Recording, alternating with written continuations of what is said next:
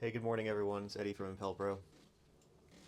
Today we're working on a couple of Scania main engines on this yacht. Impellers on the back of it. In the past I used to hate doing these because there wasn't an actual tool that would take these out. So I ended up having to cut vanes off of them and get creative with how I was going to pull them out. So with our new bigger tool, should make a easier pull and a more successful pull by using this tool. So we're going to use this tool. We'll go ahead and take all these bolts off. The water's already been drained out. We'll go ahead and pull it out.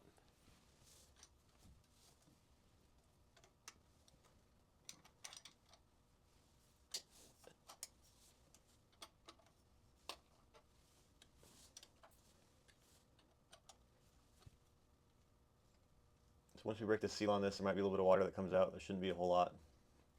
Like I said, we've already drained the water out of the system.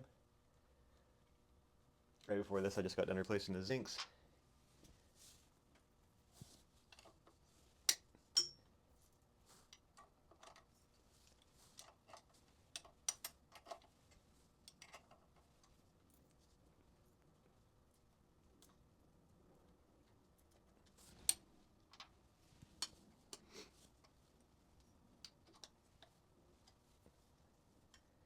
This is the third year that I've done the annual maintenance on it.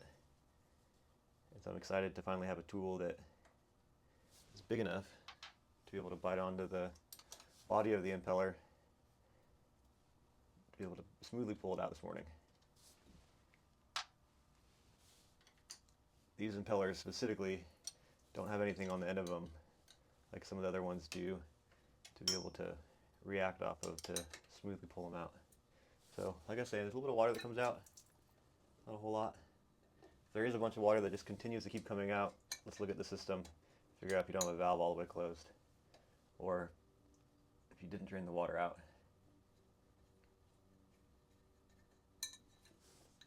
Alright, now I got the cover off.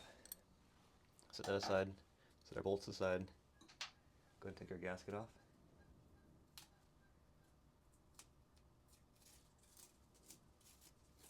So we'll end up, once we get our impeller out, we'll end up cleaning this surface off, our cover surface off.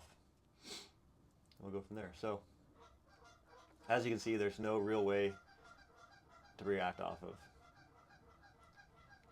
as far as using a threaded tool that goes down inside the bore. So, we'll go ahead and take our tool.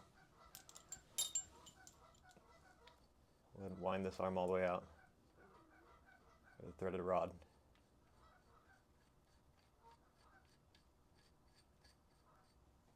Wind our axial bolt out until our arms are past 90. Go ahead and find two spots away from the cam.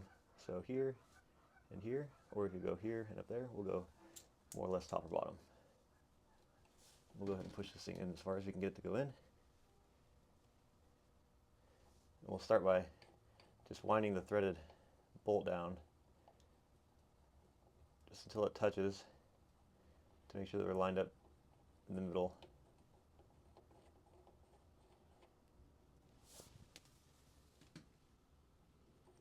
So we are lined up in the middle, so back it off a little bit. Go ahead and wind the axial bolt down, which is going to tighten and set the arms onto the shafts by hand until we can't tighten it anymore.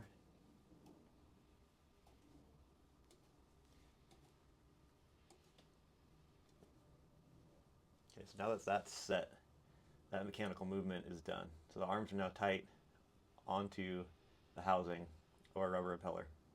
We'll go ahead and wind this back down until it seats. Go ahead and take our 9/16 wrench.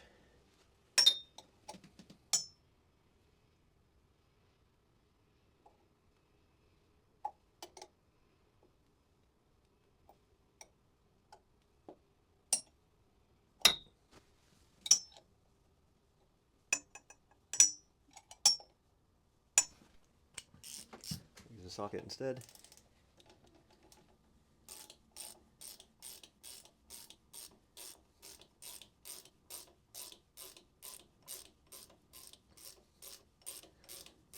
So the more stubborn that our impeller is going to be this morning, the more these teeth are going to bite into it.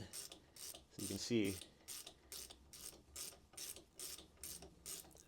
as I'm winding this thread in, those teeth are going to take a bigger bite, and they're going to bite into it more.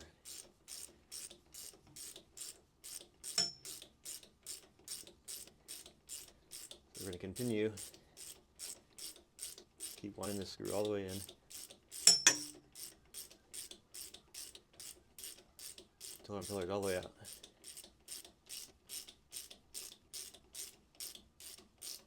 So with the larger version, you have this medium-sized rod. You have a rod that's an inch longer. So as I'm getting close to being at the ends of these threads, it looks like we're not going to need to go to the larger one. But if we did, we could always swap that rod out.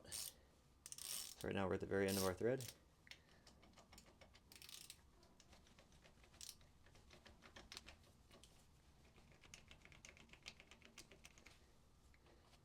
So we're able to get it out. If it was still stuck in there, what we could do is switch to our longer rod and be able to utilize that for another inch of pull.